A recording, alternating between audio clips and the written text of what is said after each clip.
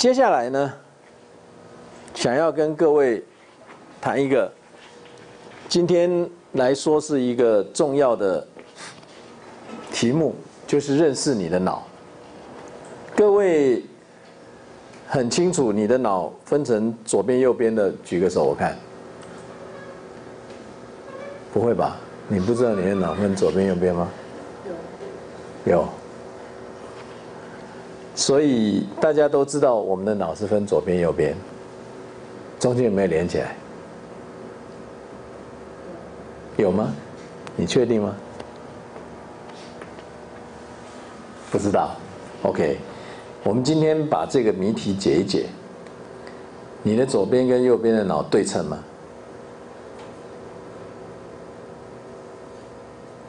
理论上应该是对称。他们做一样的事情吗？左边做什么？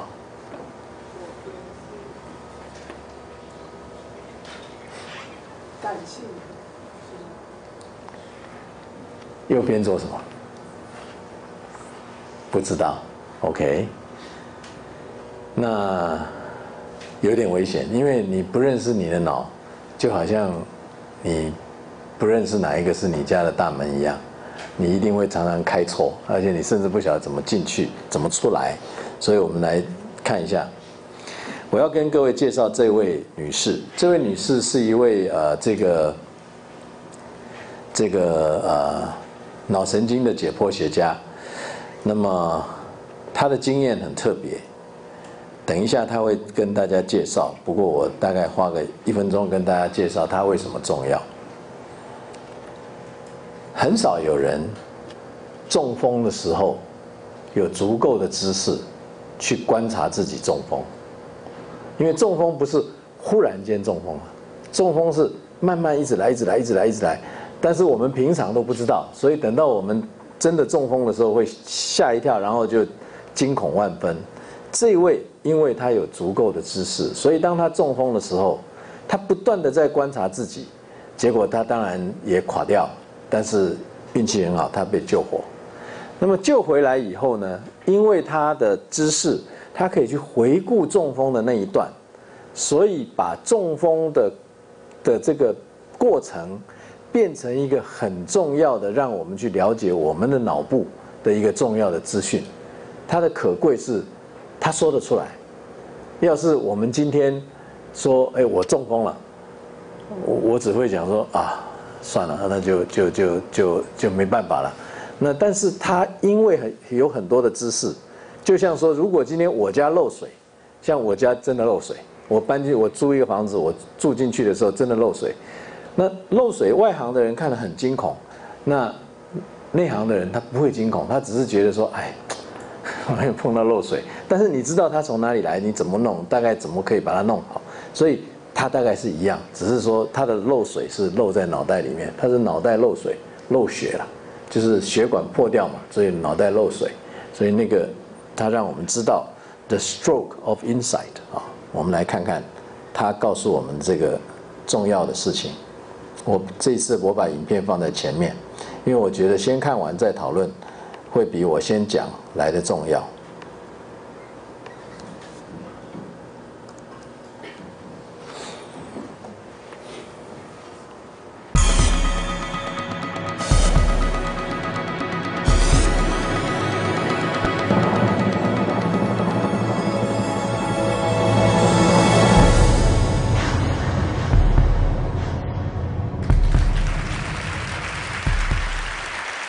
I grew up to study the brain because I have a brother who has been diagnosed with a brain disorder, schizophrenia.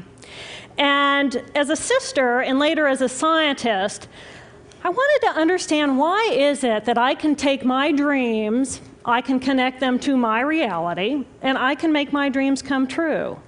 What is it about my brother's brain and his schizophrenia that he cannot connect his dreams to a common and shared reality, so they instead become delusion? So I dedicated my career to research into the severe mental illnesses, and I moved from my home state of Indiana to Boston, where I was working in the lab of Dr. Francine Bennis in the Harvard Department of Psychiatry. And in the lab, We were asking the question, what are the biological differences between the brains of individuals who would be diagnosed as normal control as compared with the brains of individuals diagnosed with schizophrenia, schizoaffective, or bipolar disorder? So we were essentially mapping the microcircuitry of the brain, which cells are communicating with which cells, with which chemicals, and then in what quantities of those chemicals. So there was a lot of meaning in my life because I was performing this type of research during the day. But then in the evenings and on the weekends, I traveled as an advocate for NAMI, the National Alliance on Mental Illness. But on the morning of December 10, 1996, I woke up to discover that I had a brain disorder of my own. A blood vessel exploded in the left half of my brain. And in the course of 4 hours, I watched my brain completely deteriorate in its ability to process all information. On the morning of the hemorrhage, I could not walk, talk, read, write, or recall any of my life. I essentially became an infant in a woman's body. If you've ever seen a human brain, it's obvious that the two hemispheres are completely separate from one another. And I have brought for you a real human brain. Yes.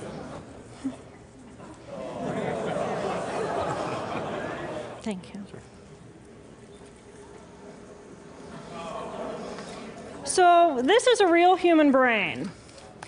This is the front of the brain, the back of the brain with the spinal cord hanging down. And this is how it would be positioned inside of my head. And when you look at the brain, it's obvious that the two cerebral cortices are completely separate from one another. For those of you who understand computers, our right hemisphere functions like a parallel processor, while our left hemisphere functions like a serial processor. The two hemispheres do communicate with one another through the corpus callosum, which is made up of some 300 million axonal fibers. But other than that, the two hemispheres are completely separate.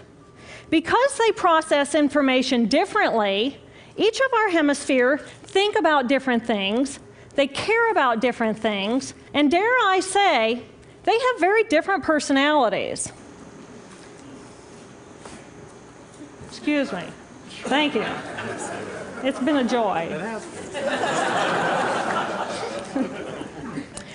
Our right human hemisphere is all about this present moment. It's all about right here, right now. Our right hemisphere, it thinks in pictures, and it learns kinesthetically through the movement of our bodies. Information in the form of energy streams in simultaneously through all of our sensory systems, and then it explodes into this enormous collage of what this present moment looks like, what this present moment smells like and tastes like, what it feels like, and what it sounds like. I am an energy being connected to the energy all around me through the consciousness of my right hemisphere. We are energy beings connected to one another through the consciousness of our right hemispheres as one human family. And right here, right now, we are brothers and sisters on this planet, here to make the world a better place. And in this moment, we are perfect, we are whole, and we are beautiful. My left hemisphere, our left hemisphere, is a very different place. Our left hemisphere thinks linearly and methodically. Our left hemisphere is all about the past, and it's all about the future. Our left hemisphere is designed to take that enormous collage of the present moment and start picking out details, and more details about those details. It then categorizes and organizes all that information, associates it with everything in the past we've ever learned, and projects into the future all of our possibilities. And our left hemisphere thinks in language. It's that ongoing brain chatter that connects me and my internal world to my external world. It's that little voice that says to me, hey, you got to remember to pick up bananas on your way home. I need them in the morning. It's that calculating intelligence that reminds me when I have to do my laundry. But perhaps most important, it's that little voice that says to me, I am. I am. And as soon as my left hemisphere says to me, I am, I become separate. I become a single, solid individual, separate from the energy flow around me and separate from you. And this is a portion of my brain that I lost on the morning of my stroke. On the morning of the stroke, I woke up to a pounding pain behind my left eye. And it was the kind of pain, caustic pain, that you get when you bite into ice cream. And it just gripped me, and then it released me. And then it just gripped me, and then it released me. And it was very unusual for me to ever experience any kind of pain, so I thought, okay, I'll just start my normal routine. So I got up and I jumped onto my cardio glider, which is a full body, full exercise machine. And I'm jamming away on this thing, and I'm realizing that my hands look like primitive claws grasping onto the bar. And I thought, that's very peculiar. And I looked down at my body, and I thought, whoa, I am a weird-looking thing. And it was as though my consciousness had shifted away from my normal perception of reality, where I'm the person on the machine having the experience, to some esoteric space where I'm witnessing myself having this experience. And it was all very peculiar, and my headache was just getting worse, so I get off the machine, and I'm walking across my living room floor, and I realize that everything inside of my body has slowed way down. And every step is very rigid and very deliberate. There's no fluidity to my pace, and there's this constriction in my area of perception, so I'm just focused on internal systems. And I'm standing in my bathroom getting ready to step into the shower, and I could actually hear the dialogue inside of my body. I heard a little voice saying, okay, you muscles, you got to contract, and you muscles, you relax. And then I lost my balance, and I'm propped up against the wall. And I looked down at my arm, and I realized that I can no longer define the boundaries of my body. I can't define where I begin and where I end, because the atoms and the molecules of my arm blended with the atoms and molecules of the wall. And all I could detect was this energy. And I'm asking myself, what is wrong with me? What is going on? And in that moment, my brain chatter, my left hemisphere brain chatter, went totally silent. Just like someone took a remote control and pushed the mute button. Total silence. And at first I was shocked to find myself inside of a silent mind. But then I was immediately captivated by the magnificence of the energy around me. And because I could no longer identify the boundaries of my body, I felt enormous and expansive. I felt at one with all the energy that was, and it was beautiful there. And then all of a sudden, my left hemisphere comes back online, and it says to me, hey, we got a problem, we got to get some help. And I'm going, oh, I got a problem. So it's like, okay, I got a problem. But then I immediately drifted right back out into the consciousness, and I affectionately refer to this space as La La Land. But it was beautiful there. Imagine what it would be like to be totally disconnected from your brain chatter that connects you to the external world. So here I am in this space, and my job and any stress related to my job, it was gone. And I felt lighter in my body. And imagine all of the relationships in the external world and any stressors related to any of those, they were gone. And I felt this sense of peacefulness.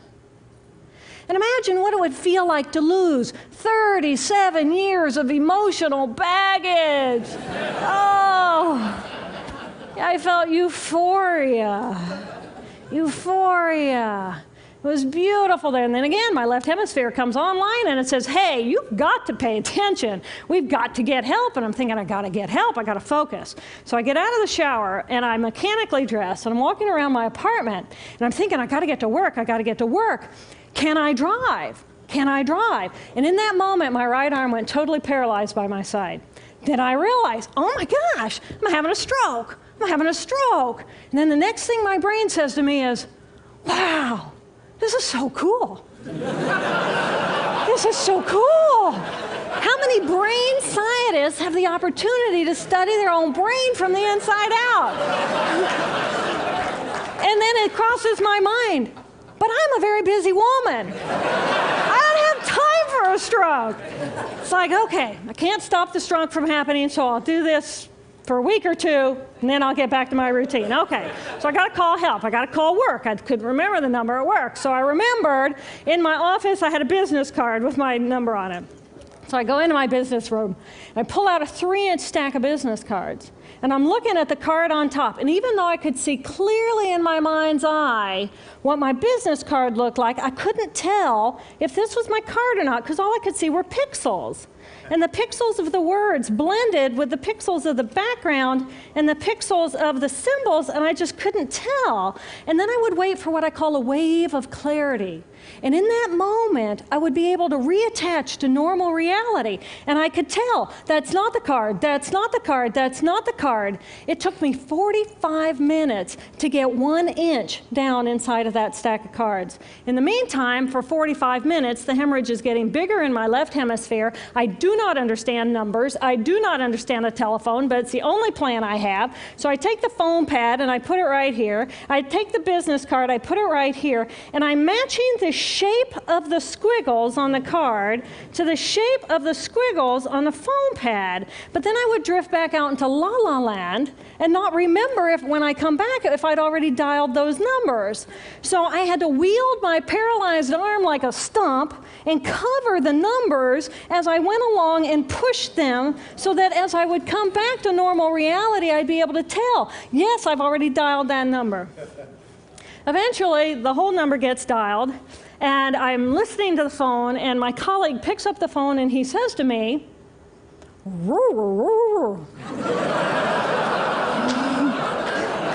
I think to myself, oh my gosh, he sounds like a golden retriever.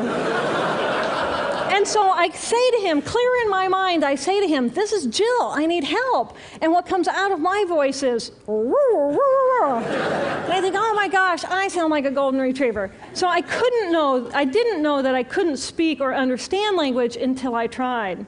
So he recognizes that I need help, and he gets me help.